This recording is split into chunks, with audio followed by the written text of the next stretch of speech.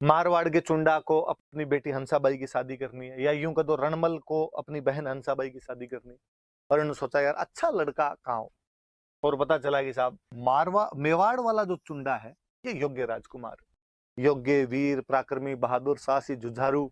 आप जितने युवा दिलों की धड़कन जो जो आप शब्द अभी सरपंच चुनाव में आपने सुने होंगे, वो सारे के सारे किस में थे उस टाइम में, चुंडा के अंदर दिख रहे थे। और लाखा जी बूढ़े हो गए थे, लाखा जी मरेंगे तो अगला राजा कौन बनेगा, बड़ा बेटा, बड़ा बेटा कौन, चुंडा बनेगा। तो कहा क्यों ना हंसाबाई की शादी चुंडा के साथ में कर दी जाए।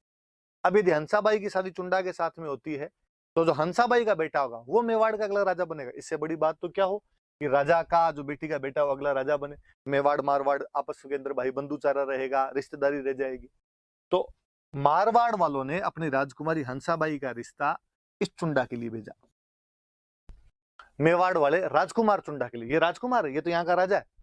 और कहते हैं कि लाखा जी का दरबार लगा हुआ, लाखा जी अपने दरबार के अंदर बैठे। लाखा जी बूढ़े हो गए थे, नशा पता थोड़ा ज्यादा करते, अफीम वफीम खाया करते और बुढ़ापे के अंदर बैठे हुए, तो थोड़ा राज कार्य में कम ही रुचि लिया करते थे। इनका जो बेटा था चुंडा ये राज कार्य संभालता, पास वाली सीट पे ये बैठा, पर राजा वाली सीट पे लाखा जी बैठे।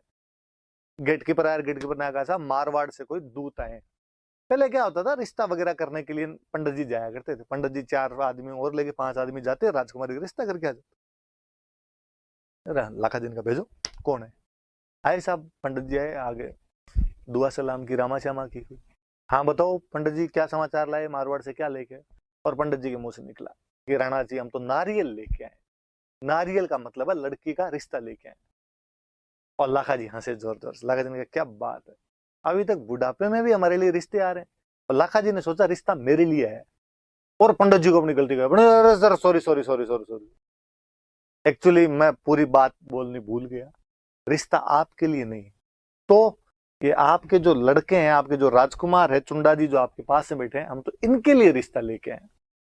अब जैसे वो ये बोले, आगे सामने जो जनता बैठी थी वो हंसी जोर जोर से। और जनता ने कहा कि देखो यार, लाखा जी की ठीक बुढ़ापे में जाके शादी में आ रही, पैर कब्र में है पर दिल है कि मानता नहीं, ठीक रंगीन जीवड़ा है, और अभी भी इसको ब्याह करना है। अब जब वो हंसे तो चुंडा को बड़ा बुरा लगा।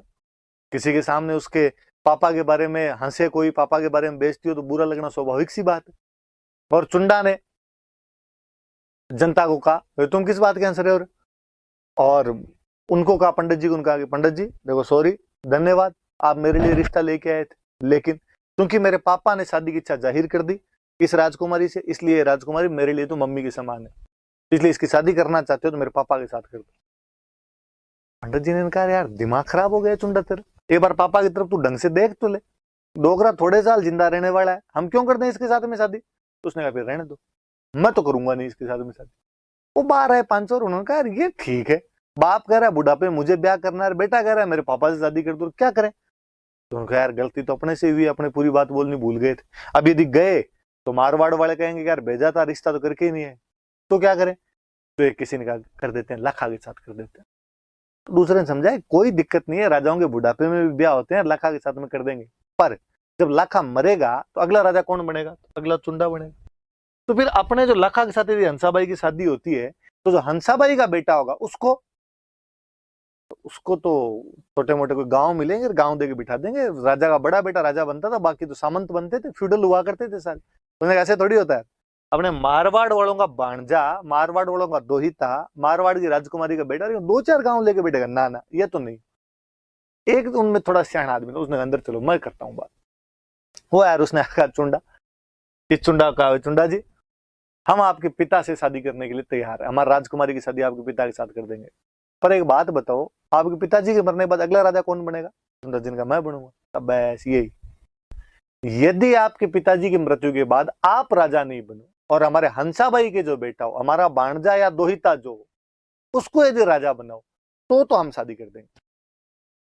अब चुंडा जी ने कहा कि भाई, उन्होंने कहा था मेरे पिता से शादी करो। चुंडा जी ने कहा कि ठीक, आपकी ये शर्त है तो ये शर्त मुझे मंजूर है, पिताजी की मृत्यु के बाद मैं बड़ा भाई होने के बावजूद राजा नहीं बनूंगा, बल्कि मेरा जो सौतेला भाई होगा, जो मेरी सौतेली मम्मी हंसाबाई, इनका जो बेटा होगा उसको अगला मेवाड़ का राजा बनाया जाएगा, केवल राजा नहीं बनाऊंगा, मैं उसका ध्यान और रखूंगा। तो लाखा की शादी हंसाबाई के साथ कर दी गई। तो हंसाबाई वाला ये मैटर, ये थोड़ा सा ये था, तो याद रख लेना पूरी बातें। इनका विवाह हो जाता है आपस में। अब चुंडा जी ने प्रतिज्ञा की। तो कहते हैं या तो महाभारत, जब हम पढ़ते हैं तो महाभारत में देखते हैं कि महाराज शांतनु थे, हस्तिनापुर के महाराज थे शांतनु, और महाराज शांतनु ने बुढ़ापे में जाके सत्यवती के साथ शादी की थी। उस समय जो सत्यवती के पिताजी थे उन्होंने कहा था, महाराज शांतनु के बड़े बेटे थे देवव्रत, कहा था यदि अगला राजा देवव्रत नहीं बने तो मैं मेरी राजकुमारी की शादी महाराज शांतनु के साथ करूंगा। देवव्रत ने कहा कि ठीक है, मैं अगला राजा नहीं बनूंगा।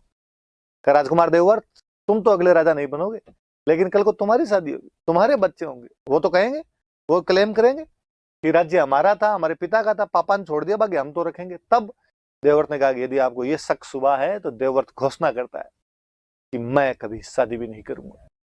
तो देवव्रत ने 2 भीषण प्रतिज्ञाएं की कि ना तो राज्य ग्रहण करेगा, ना वो शादी करेगा।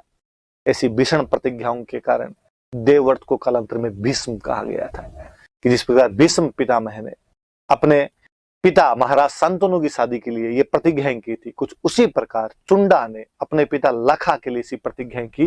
इसलिए चुंडा को हम मेवाड़ का भीष्म कहते हैं। आपसे प्री में कोई सिंपल सा क्वेश्चन उठा के पूछ ले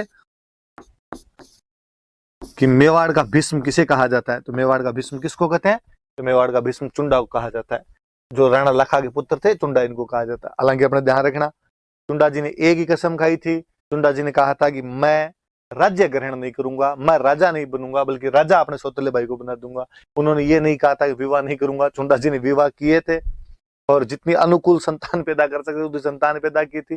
बाकायदा पूरी एक ब्रांच है चुंडावत। कई बार क्या स्टूडेंट दिमाग लगाता है, दूसरे दिन आगे पूछ लेता है कि सर वो तो भीष्म पितामह ने तो कहा था शादी भी नहीं करूंगा, तो फिर चुंडा ने शादी भी नहीं की थी, तो फिर उसके आगे बेटे पोते कहां से आ गए थे? नहीं भाई, चुंडा जी ने शादियां की थी, उन्होंने एक ही कसम खाई थी, 2 कसमें नहीं खाई थी। पर ये भी बड़ी बात है जी, राज छोड़ना। उस टाइम में जब मध्यकाल के अंदर अपने को उदाहरण ऐसे मिलते हैं कि पिता को मार के बेटा राजा बन गया है, भाई को मार के भाई राजा बन गया है, चाचा को मार के भतीजा राजा बन गया। उस टाइम में को राज छोड़ देता है, ये बहुत बड़ी बात थी। तो पितृभक्ति का जो संदेश या तो भगवान श्री राम दे के गए थे कि पिता ने आज्ञा दी कि तुम वनवास के लिए जाओ, और वो चले गए। कुछ उसी प्रकार का चुंडा कहता है कि पिता ने कहा कि मैं शादी करूंगा, तुम राजा नहीं बनो तो मेरी शादी हो सकती है, उसने कर लो। तो चुंडा को हम क्या कहते हैं? मेवाड़ का भीष्म। मतलब ये बात है, तो तालियां बजेगी यार, कले जाओ तो ये हो गया त्याग, सेक्रीफाइस जिसको कहते हैं, तो ये होगी। पिता की इच्छा के लिए राज्य कुर्बान कर दिया। तब लोगों ने कहा कि जब जिस बंदे ने पिता की इच्छा के लिए अपना पूरा राज्य दे दिया है, 100% दे दिया है, उसको रिटर्न कुछ तो मिले।